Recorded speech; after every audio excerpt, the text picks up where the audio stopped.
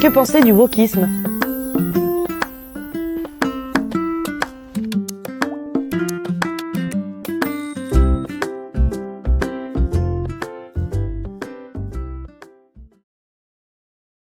Je suis handiqueer, non-binaire trans, ou trans non-binaire, c'est peut-être un peu plus joli à entendre. Et après, je suis demi-aro, ACE et pan. Ah ouais, et t'as pas oublié ton signe astrologique, ton MBTI, ton Pokémon Starter et ton taux de glycémie à jeun? T'as tellement d'étiquettes qu'on dirait un frigo militant dans un salon intersectionnel. Pendant que d'autres se battent pour exister sans rien dire, toi tu t'effondres si on n'écrit pas ton pronom avec une apostrophe inclusive. Mais restons sérieux 2 minutes, ce genre de discours n'émerge pas par hasard, il est le symptôme d'une société en manque total de repères. Dans un monde où la transcendance est morte, où Dieu est ringardisé, où la nation est honteuse, où la famille est déconstruite, et où la masculinité est toxique par défaut, les gens n'ont plus rien à quoi se rattacher, alors ils se réinventent en produits de niche. Et plus c'est obscur, plus ça donne l'illusion d'être spécial, parce qu'au fond ce n'est pas une quête de liberté, c'est une quête de singularité marchande, être unique, différencié, étiqueté jusqu'à l'os pour enfin exister aux yeux d'un monde qui ne voit plus que les minorités bruyantes. Mais comment veux-tu créer du lien quand tu considères que la personne en face doit maîtriser ton jargon militant avant même de te dire bonjour? Tu dis être inclusif, mais tu parles une langue que 90% de l'humanité ne comprend pas. À force d'être obsédé par la pureté identitaire, tu crées de la ségrégation symbolique, tu n'inclus personne, tu filtres, tu sélectionnes, tu exclus tout ce qui ne rentre pas dans ton petit lexique sacré, et au nom de l'ouverture, tu deviens ultra fermé, bisous. Pourquoi le wokisme a toujours été un danger? Pourtant, ça partait d'une bonne intention. Une meilleure justice sociale pour les minorités. Plus d'inclusivité dans notre société. Mais comment voulez-vous que ce combat soit bien fait avec des personnes complètement à côté de leur pompe? Il faut combattre l'homme blanc. Sauf que statistiquement, l'homme blanc représente une minorité dans le monde. Soyez fiers de votre obésité, votre corps, votre choix. Super sympa de mettre en avant une maladie reconnue par l'OMS qui fait plus d'1 million de morts en Europe chaque année. Mettons en place une écriture plus inclusive. Tu parles de cette horreur, non reconnue par l'Académie française car elle discrimine les dyslexiques? Il n'y a que 2 genres dans notre société. Au bout d'un moment, il faut arrêter votre délire à inventer tout et n'importe quoi dans le but de vous faire remarquer sur internet. Il faut plus d'inclusivité dans les personnages Marvel d'ici. Soutien à tous les rouquins qui ont été rayés de la carte. Les woke tels qu'on les connaît sont constamment dans le déni. Ils refusent d'admettre les statistiques n'allant pas dans leur sens. Ils utilisent constamment le cyberharcèlement contre les gens qui ne considèrent pas appartenir dans le camp du bien. Ils détruisent des personnages emblématiques, des œuvres culturelles, des jeux vidéo, des communautés, des faits historiques. Tout ça via leur propre morale dégradée par un profond mal-être. Comment peux-tu te considérer comme inclusif si tu passes ton temps à pratiquer l'exclusion? Le wokisme, c'est fini, c'est fini. L'industrie cinématographique wokiste, elle a fait un flop monumental. Ils ont perdu des milliards. Parce qu'ils ont capté que ça marchait pas. Les gens en ont plein le d'homosexuels, de LGBT, des immigrants, là, je sais pas quoi. Ils veulent plus. Ils en ont marre. C'est là. Les mecs qui paient des impôts, ils se font allumer. Tout ça pour que ça finance des espèces de productions cinématographiques éclatées. Tout ça pour qu'aux infos, on leur dise ça, pour dire à leurs enfants qu'ils peuvent être transgenres. Je consomme plus vos conneries là. Laissez-moi du contenu normal. Laissez-moi vivre ma vie de père de famille tranquille, tu vois. You may now kiss the brides. And I also use they and them. That's because I'm non-binary. I'm Ray. And I'm Roy. And these are our baby twins. Wow! And those are the bathrooms we will use.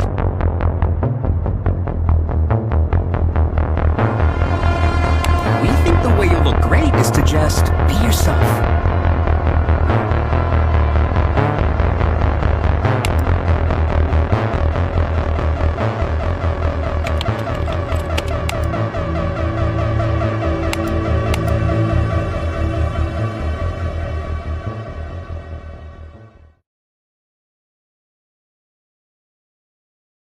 Une question, est-ce que vous êtes une femme?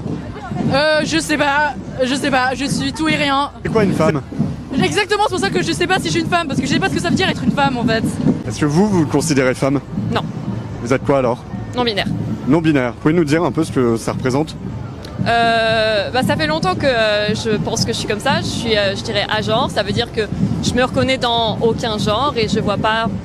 Ça semble assez logique pour moi en fait. Je vois pas l'intérêt de me dire femme ou je Comment me vous sens pas définiriez femme. une femme aujourd'hui? C'est quoi? C'est biologique? C'est la maternité? C'est le rôle d'une femme dans la société? Comment on définit une femme aujourd'hui? Une femme, ça a plusieurs sens déjà. Il y a la femme en tant que genre, donc les gens qui se ressentent femmes, qui se disent femmes elles-mêmes, parce que c'est la personne qui est apte de décider si elle est une femme oui ou non.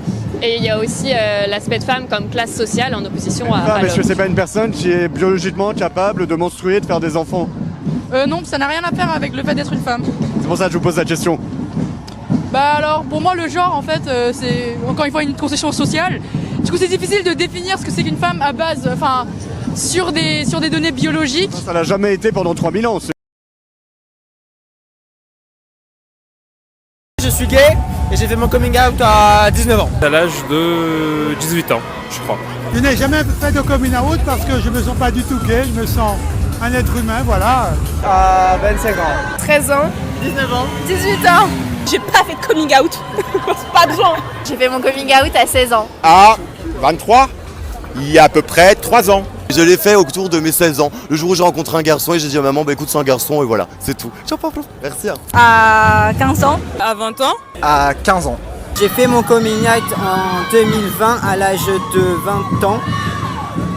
Et je l'ai fait le soir de Noël. J'ai fait mon coming out à 15 ans. J'ai fait mon coming out vis-à-vis de moi-même à 16 ans, vis-à-vis des autres entre 18 et 22 ans. Et toi? Un peu plus tard, à tous mes amis, autour de la vingtaine à peu près. Vers l'âge de 25 ans.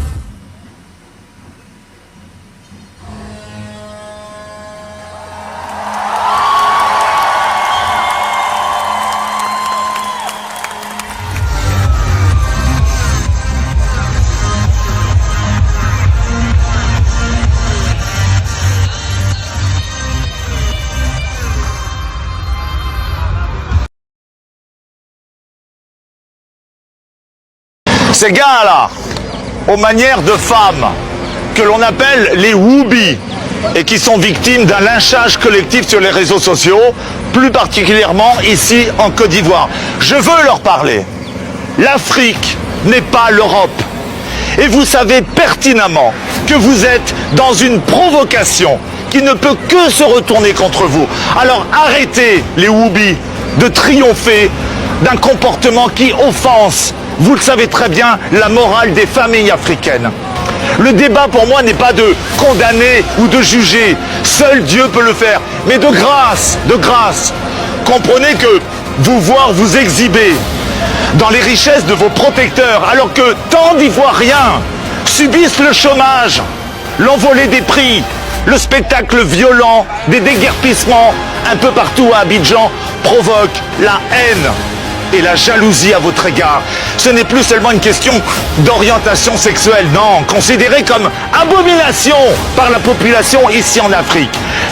C'est comprendre que, dans un contexte de crise, où les gens sont fatigués, découragés, si vous continuez à parader sans complexe dans le luxe et la luxure, j'ai peur qu'un jour, un fait divers d'une première victime deviennent un fait de société dangereux et incontrôlable. Alors les whoobie de Babi et d'ailleurs, respectez la morale du continent africain. Cessez de provoquer. N'allez pas au combat.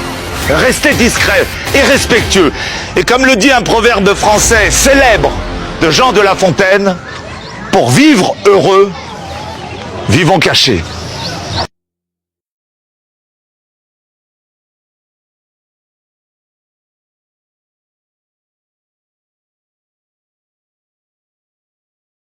Partout en France, eh bien, des jeunes, lorsqu'ils révèlent à leurs parents qu'ils sont homosexuels, se retrouvent mis au banc de la famille, parfois brutalisés, se retrouvent brutalisés dans leur lieu de travail, dans la rue, parce qu'ils sont homosexuels. Je l'ai vécu, moi. C'est pas théorique. Je l'ai vécu.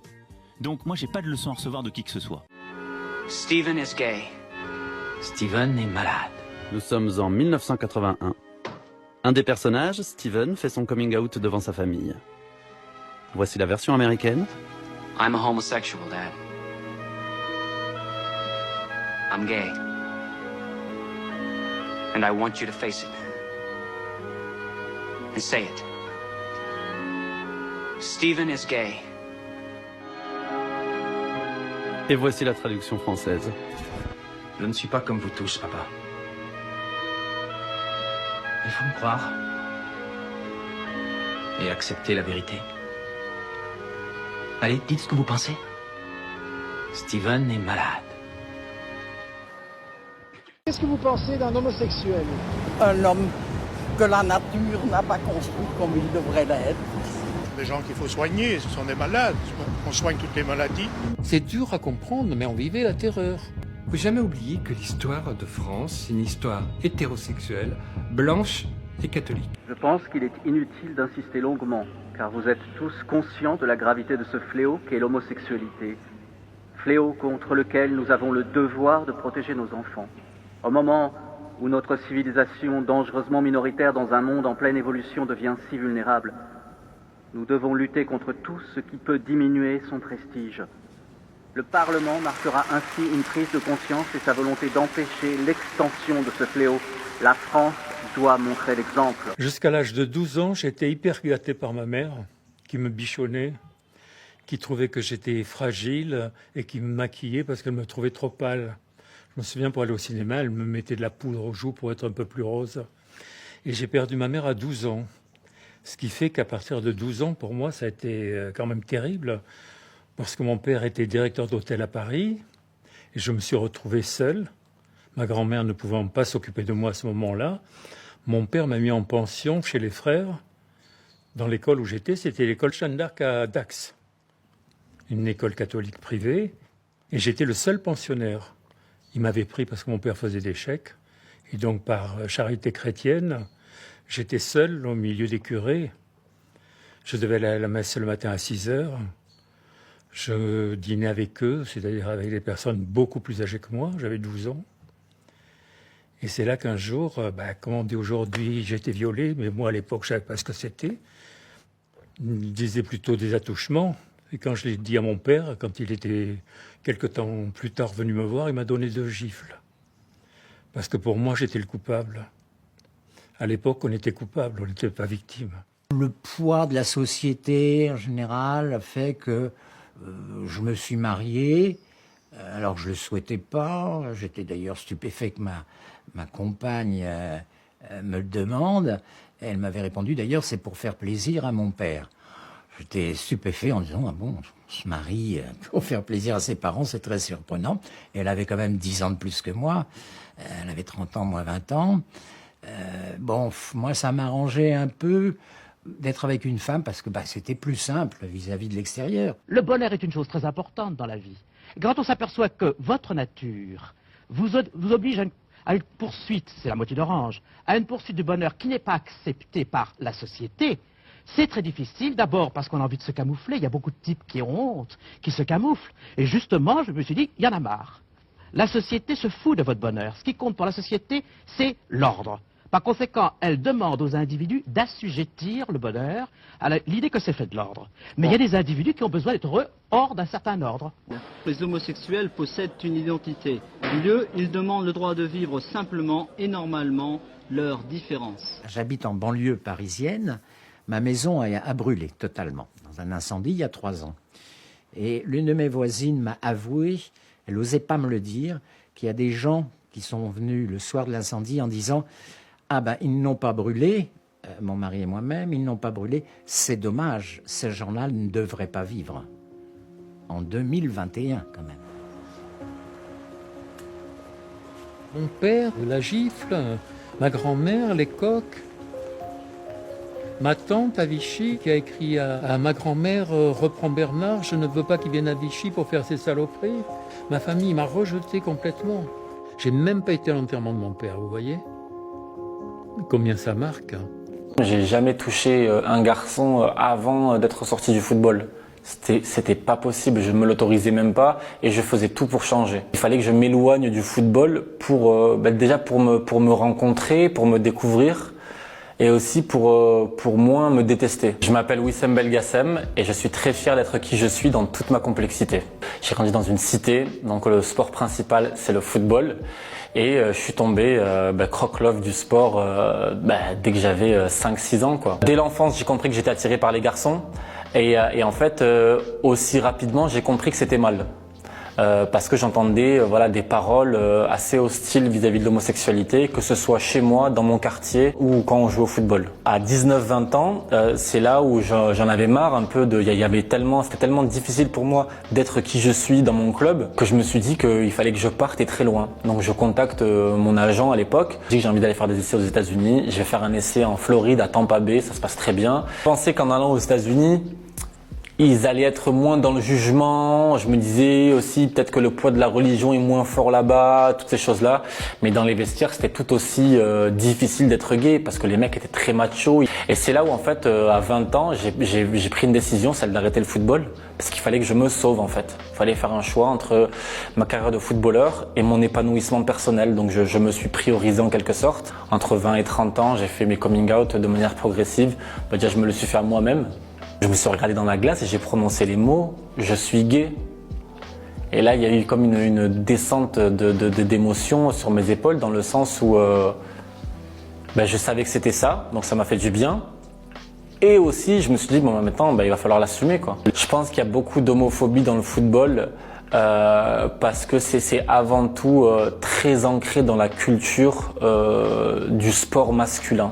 Ce que j'attends des instances dirigeantes sportives, c'est qu'on mette en place les mêmes budgets qu'on a mis pour le racisme ou pour d'autres causes dans la lutte contre l'homophobie.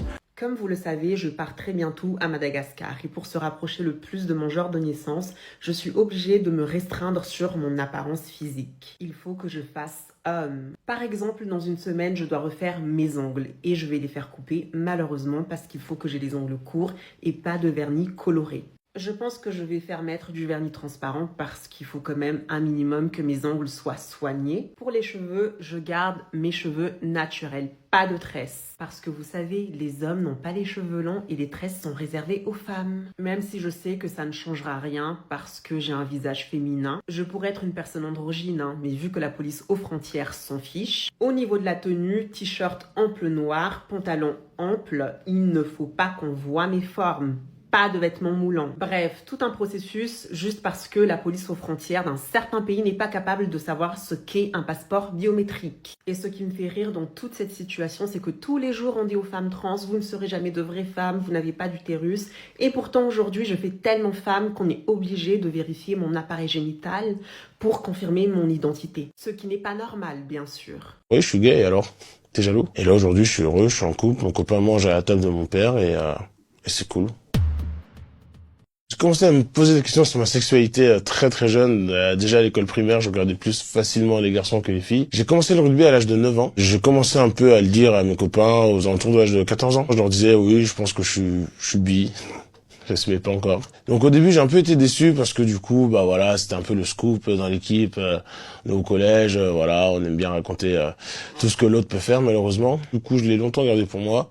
Et puis après arrivé à Paris à l'âge de 16 ans, je me suis un peu plus affirmé et assumé. J'ai pris chacun de mes frères et sœurs et je leur ai dit un truc à Dieu. Et ils l'ont tous très bien pris et puis même ils avaient quelques doutes. J'ai jamais eu le courage de le dire à mon père un truc à Dieu. Et là pour le coup je l'ai fait d'une manière totalement discrète avec un documentaire qui s'appelle Faut qu'on parle sur Canal+. Mon père, inconsciemment, sans le savoir, plus jeune, il avait un discours un peu homophobe, vieille France, arriéré, pas très ouvert. C'est des choses qui m'ont toujours freiné, qui m'ont pas rassuré. Et je m'étais même fait des films dans ma tête comme quoi j'allais être hétéro, entre guillemets, j'allais me marier, avoir des enfants et de temps en temps faire mes affaires de mon côté parce que j'aime les hommes. Et puis heureusement que j'ai pas fait cette bêtise parce que au final j'allais pas être heureux. Mais le plus beau c'est qu'en fait mon père, même avec ses discours un peu homophobes qu'il a pu avoir quand j'étais plus jeune, c'est qu'en fait l'amour d'un parent doit être plus fort que l'homophobie. Et mon père me l'a prouvé et ça c'est cool et c'est ce que j'invite à faire à tous les parents. L'enfant est toujours là, l'enfant va pas forcément changer sa sexualité parce qu'en fait on ne choisit pas, on est comme ça. J'ai pas choisi d'être noir, ma morphologie je l'ai pas choisi. J'aime les hommes, c'est comme ça, faut l'accepter. Mais surtout il faut pas oublier que c'est que de l'amour. On fait tout pour s'assumer avec cette société qui régresse parfois. Vous, les parents, vous êtes notre premier modèle.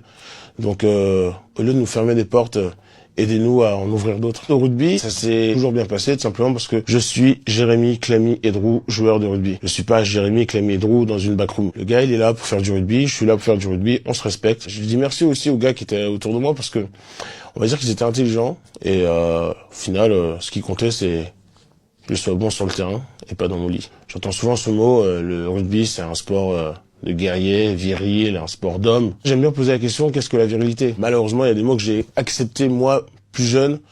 Allez les gars, on va les défoncer, on n'est pas des PD. Au bout d'un moment, j'ai dit, faut changer de mot, enfin ça veut rien dire, c'est nul, c'est arriéré, enfin... On est en 2024, changer de disque. Je me suis jamais dit, je vais arrêter le rugby... par rapport à ma sexualité. Non, au contraire. Tu dis, mais toi, Jérémy, t'as la force, le courage ou tu as eu la possibilité de parler pour beaucoup, eh ben continue parce que tu peux aider certaines personnes. J'invite toutes les personnes qui se privent d'un sport, d'un loisir, d'une activité par rapport à leur physique, à leur situation ou par rapport à leur sexualité, d'arrêter de se cacher. Au contraire, imposez-vous, sortez de votre placard, sortez de votre chambre, sortez d'où vous êtes et puis et amusez-vous parce que c'est cool de rencontrer des gens, de dialoguer avec des personnes différentes, de leur montrer que on n'est pas des animaux, on va pas leur manger, on va pas les pervertir, on va pas les détourner, on est juste là pour se régaler ensemble, on n'est que de passage sur terre et si on peut s'amuser, c'est encore mieux. C'est pas facile de dire à ses proches, et justement les proches, on a besoin de vous parce que vous êtes des alliés. Et dans la société, les gens nous regardent mal, nous jugent sans nous connaître. Et si notre propre famille ou nos proches font la même chose, ça va pas nous aider. Malheureusement, c'est dur ce que je vais dire, mais aucun couple hétéro risque de se faire agresser en se tenant la main dans la rue ou en se faisant un simple bisou. Et des couples gays, malheureusement, ça arrive tous les jours. Donc s'il vous plaît, n'oubliez pas, c'est que de l'amour. Donc arrêtez ces violences. Hier, j'ai pu voir à quel point sont courageuses les personnes gender fluid qui sont musclées, maquillées, moustachues et en plus d'être barbues. Je vous dis ça parce que hier, j'étais avec ma pote Nathanaël, qui est une personne noire gender fluid et qui correspond à tous les critères que je viens de donner. Et j'ai juste remarqué en fait qu'il faut du cardio pour être la personne qu'elle est. Quand on marchait dans la rue, les gens n'arrêtaient pas de la regarder parce qu'elle était maquillée et un peu barbue et avec une moustache. C'était beaucoup des regards d'étonnement, mais aussi quelques regards de jugement. Par exemple, à un moment donné, il y avait 2 vieilles meufs qui n'arrêtaient pas de nous fixer et qui se moquaient d'elles. J'avais littéralement envie de les niquer. Je les ai refixés en retour pour leur faire comprendre que je les ai vus et pour leur faire comprendre mais à quoi vous jouez. Et heureusement que Nat arrive à se détacher de tout ça et à shut down le monde extérieur. Mais dans tous les cas, c'est pas ok. Dites-vous qu'en voyant tout ça hier, ça m'a rappelé les regards de dégoût que les gens me lançaient lorsqu'ils entendaient ma voix de garçon efféminé ou mes mimiques de fille. Et dites-vous que des gens vivent ça de l'enfance jusqu'à l'âge adulte et parfois même jusqu'à la vieillesse, juste parce que elles sont ce qu'elles sont et elles s'assument. Salut, ça va? Ça va et toi? Ça va bien, merci. Nous sommes avec Paul. Paul. Paul comment? Paul. Paul. Waouh, Paul. Oh, doucement, faut pas me frapper, Paul. Bon, Paul, je vais te poser une question très très simple. T'es de quelle orientation sexuelle? Gay. Gay. Ah ouais? Oui. Mais ça se voit pas. Un petit peu. Un petit peu. Du coup, toi, t'as jamais été attiré par les femmes? Non. Non. Vraiment pas. Et pourquoi? Parce que je sais pas, j'aime pas trop les femmes. Genre, je préfère plutôt les garçons. Tu préfères les garçons? Ouais. Et du coup, comment t'as eu cette idée-là de préférer les garçons? Je sais pas, ça a toujours été ça. Je sais pas, genre comme ça.